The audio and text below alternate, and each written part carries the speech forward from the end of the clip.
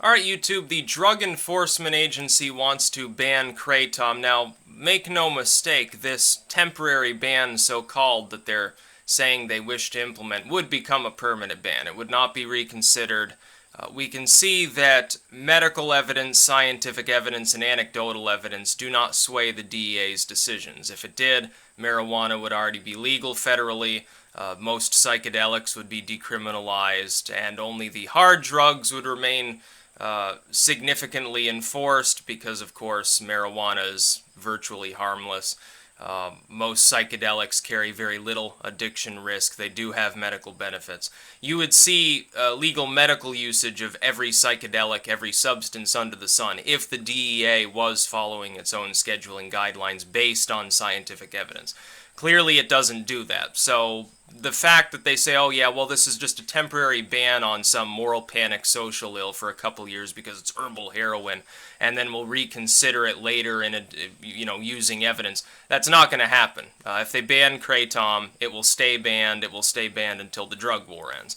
Now, I don't support the drug war in any of its aspects. I don't support putting people in prison for simple possession.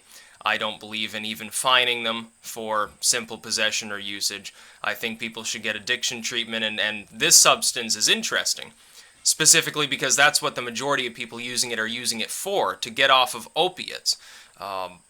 It's very similar to how methadone is employed, except that unlike methadone, this particular drug is less dangerous and less addictive and still helps with that withdrawal.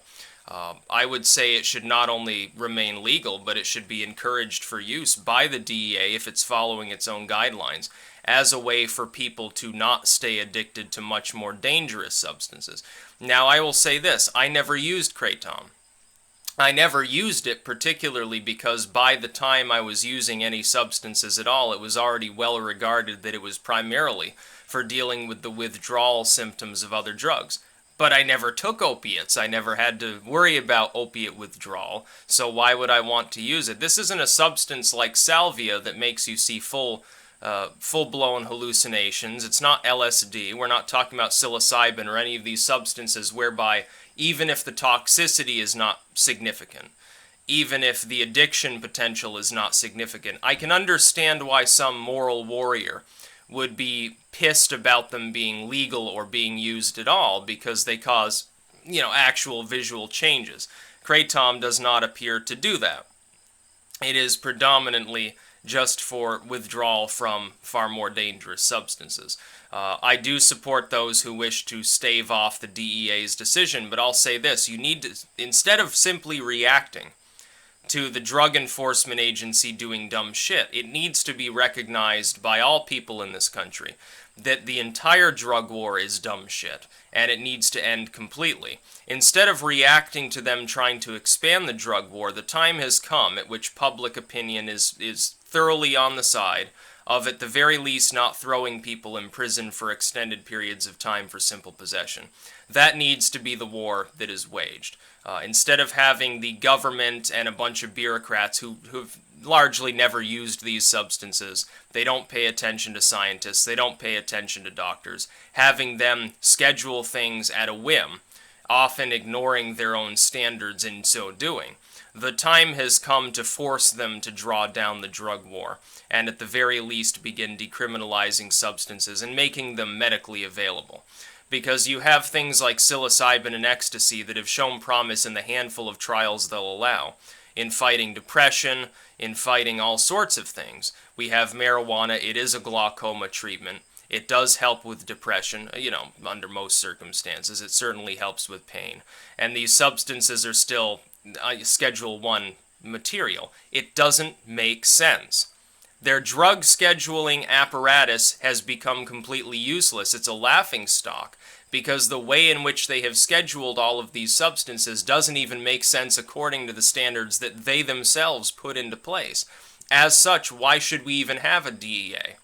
I think the DEA should be done away with altogether. Failing that, at the very least, the DEA needs to be disarmed to make up its own mind and unilaterally implement all drug policy on a federal level in the United States.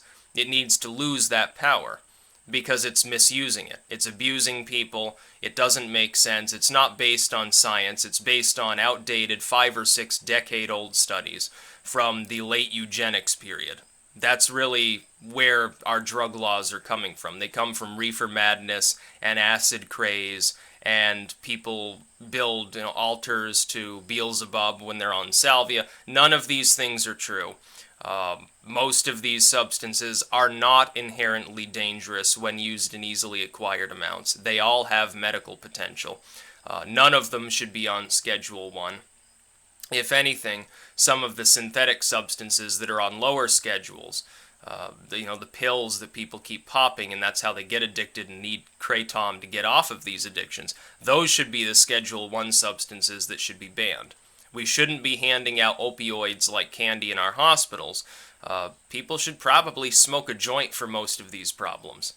And this is a medically significant substance that has been anecdotally tested by tens of thousands of people and found to be extremely successful in weaning them off addiction. I would say iboga is another such substance. Iboga, ayahuasca. These can help with addiction withdrawal too. Psilocybin, in some cases, is said to have the same effect. So these shouldn't be banned. At the very least, they should be able to be administered in a medical setting with proper trials conducted, which would take a number of years. I don't think that any sane person thinks that a person should be thrown in prison for years for simple possession. That includes for this. But you will.